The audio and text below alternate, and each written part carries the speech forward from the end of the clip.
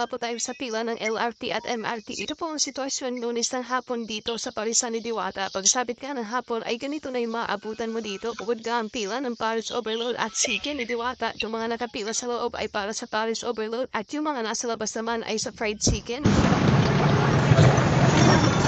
At lumabas na nga ang nag-iisang Diwata. Sa mga oras na to, sobrang busy yan. Mahirap ang mag-handle ng ganitong klase ng kainan, lalo na tinudumog. Tapos mag-isa lamang siya. Kaya sana unawain ninyo si Diwata. Kung minsan nasusungitan niya kayo dahil ayaw niya magpa-picture, dahil sobrang busy nga. Pero ganun pa man, kapag maganda na ang mood ni Diwata at hindi na siya busy, ay nagbibigay siya ng oras para sa mga customer niya na gusto makapagpa-selfie sa kanya. Baby, you want that, na,